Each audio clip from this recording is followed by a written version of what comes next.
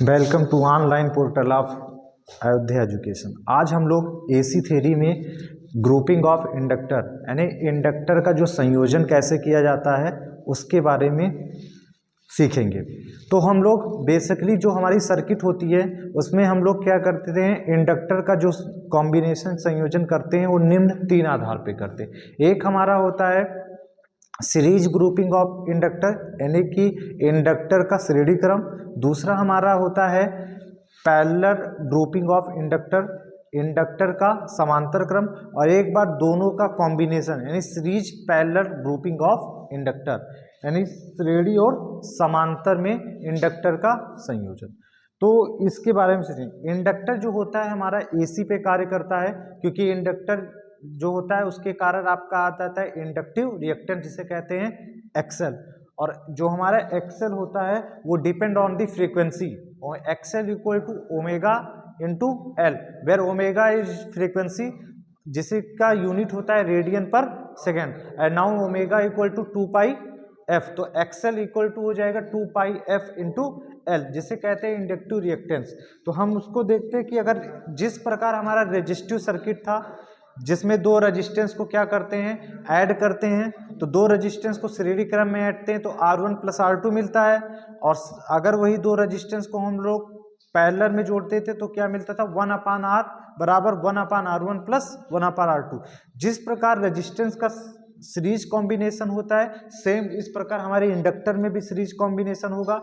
जिस प्रकार हमारा पैरेलल में रेजिस्टेंस था 1/R बराबर 1/R1 प्लस R2, इस प्रकार हमारा इंडक्टर 1/L बराबर 1/L1 प्लस 1/L2 के योग के बराबर होता है। उसी के बारे में हम सीखते हैं। तो ये हमारा ग्रुपिंग है, प्रेरकों का संयोजन। तो ग्रुपिंग ऑफ इंडक्टर, इंडक्टर का जो संयोजन हम लोग करते हैं बेसिकली तीन आधार पे करते हैं। हमारा पहला है series grouping of inductor, second है पैरेलल ग्रुपिंग ऑफ इंडक्टर, और तीसरा क्या है, दोनों का कॉम्बिनेशन यानी series parallel grouping of inductor. First heading है हमारा सीरीज ग्रुपिंग ऑफ इंडक्टर यानी श्रेणी क्रम में प्रेरकों का संयोजन।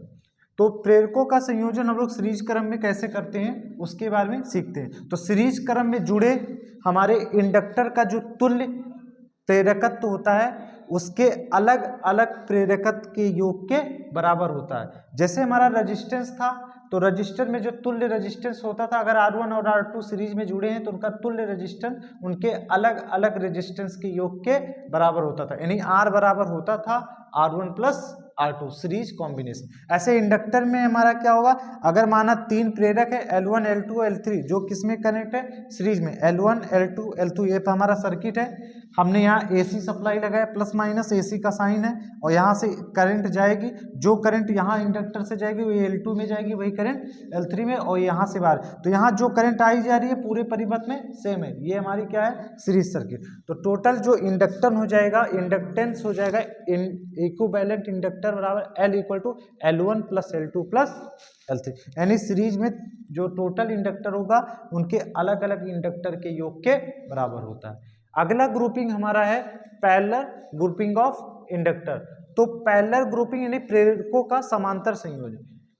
तो समांतर क्रम में जुड़े प्रेरकों का जो तुल्य प्रेरकत्व का होता है वो तुल्य प्रेरकत्व का व्युत्क्रम अलग अलग प्रेरकों के व्युत्क्रम के योग के बराबर होता है। जैसे हमने सीखा था डीसी सर्किट में रेजिस्टेंस था, दो रेजिस्टेंस को मैंने जोड़ा था पैरेलल में R1 और R2, तो वहां पे तुल्य प्रतिरोध जो हमको मिला था 1/R बराबर 1/R1 प्लस 1/R2। और जब इसको हम लोगों ने इक्विवेलेंट निकाला था R बराबर आया था R1 इंटू R2 बटे R1 प्लस R2। ऐसे इंडक्टर मैंने ले लिया L1 L2 L3, ये किस में है, पैरेलल में। तो यहाँ पे हमने सप्लाई लगा, यहाँ से करंट आई। अब यहाँ से करंट को तीन रास्ते, एक करंट I1 में टूटी, एक I2 एक I3, और फिर यही टोटल करंट आई पार। तो जहां करंट बढ़ रही है उसे कहते हैं पैरेलल कनेक्शन। अब यहाँ पर हमें तुल्य इंडक्टर निकालना है, तो जैसे वहां 1/R बराबर 1/R1 प्लस 1/R2 था, यहाँ हो जाएगा 1/L बराबर 1/L1 plus 1/L2 plus 1/L3। अब उसके बाद भी हम लोग ने यहाँ से एलसीएम ले लिया, तो एलसीएम लेंगे, यहाँ L1 है तो L2 इंटू L3 हो गया। यहाँ के लिए एलसीएम लेंगे तो L1 इंटू L3 हो गया। इस L3 वाले में क्या होगा, L1 इंटू L2 हो गया। एक बार तीनों का multiply L1 L2 into L3, उसके बाद में ये 1/L है, L निकालेंगे तो क्या हो जाएगा, ये चीज पलट जाएगा, तो L बराबर आएगा L1 L2 L3 बटे L1 L2 plus L2 L3 plus L3 into L2। ये जो मान आएगा वो पैरेलल में तुल इंडक्टर के बराबर होगा, और इसका मात्रक भी क्या होगा, हेनरी में। ये हमारे इंडक्टर का क्या है, एक कॉम्बिनेशन है जो हमने सीखा। इंडक्टर बेसिकली होता क्या है, इंडक्टर हमारा जो होता है वो क्या कहता है, करंट के परिवर्तन का विरोध करता है। और ये किस पे एप्लीकेबल होता है, एसी। डीसी पर क्यों नहीं एप्लीकेबल हो, क्योंकि डीसी पे फ्रीक्वेंसी का मान 0 होता है, इसलिए इंडक्टर डीसी के लिए शॉर्ट सर्किट के जैसा बिहेव करता है। Thank you for this.